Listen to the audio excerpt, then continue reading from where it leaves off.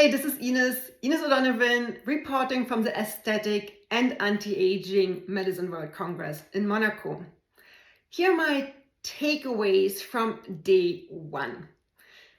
Primarily, I want to focus on digital twins, on the science of aging, and also on how your face changes as you age, what you can potentially do about it. So stay tuned for that one. But let's start with digital twins. So digital twins are a representation of your own biology in a virtual or digital form. And I'm really curious about when will we all have our own full digital twins that represent ourselves so that we can get personalized lifestyle recommendations, treatments, dosages, etc. And Andrea Townsend Nicholson and Christopher Morton, they said, we have some of that already available, but until we really have the full digital twins, it's probably going to take about 10 years, but hopefully less. Number 2, science of aging. Allergan has once again organized a great session with great experts to find out what is going in the world of aging.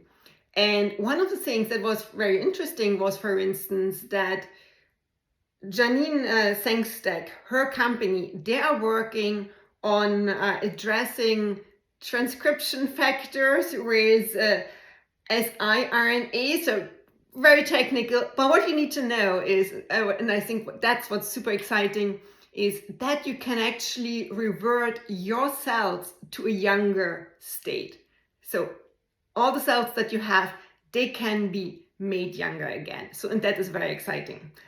It's still the future, it's not out available, so there's a lot more testing necessary, but the first results are super promising. And now I've been talking about the future. What can we do right now? So, and for instance, Claire Stewart, she said that it's super important that you really use your muscles, train your muscle really regularly. So they did a study, 7 weeks training, 7 weeks no training, and then another 7 weeks of training.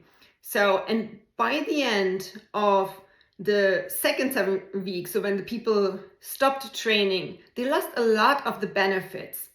But taking up the training again, actually the muscles were primed to do good. So they switched on a lot of the beneficial genes and switched off a lot of the not so beneficial genes.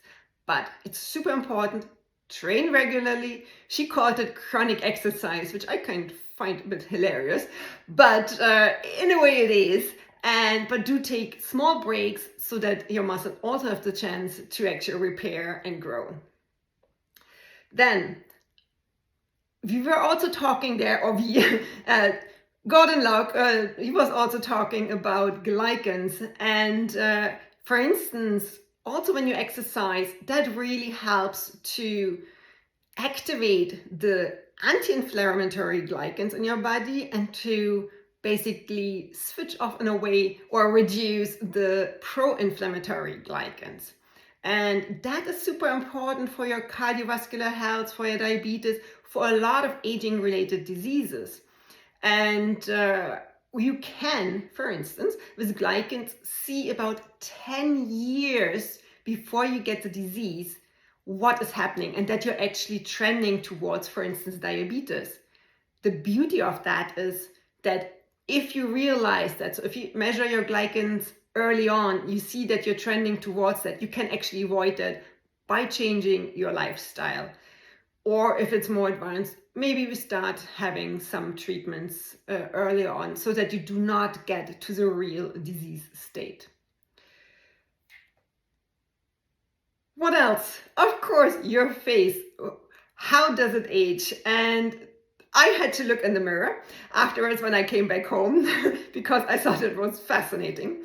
So Thierry Bessin, he was sharing how our face ages. Let me share that with you. So one of the things where you see that is that like our, our forehead is actually receding backwards a bit.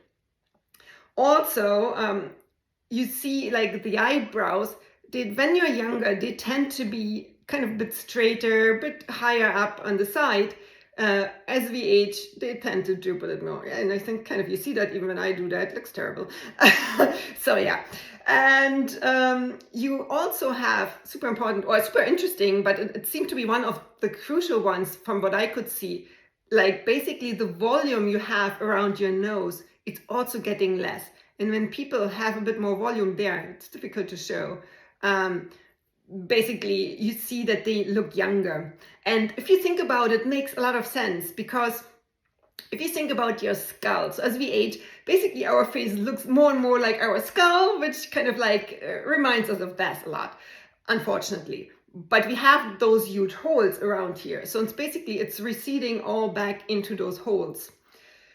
The other thing that changes when you age is like our lips. So kind of basically the volume gets less, so you have smaller lips, and also the lips tend to drop a little bit more. So you do look older when that is happening. And another thing that also like your chin, your neck looks fatter, might be hanging more. So all not the greatest signs, but it's important to know and understand that, because what Thierry was also saying is a question of perception. So the way you, for instance, put makeup on can change that perception by putting lights and shadows in different places. But also, what can you do otherwise? So one of things like good posture. Kind of most of us, we do this.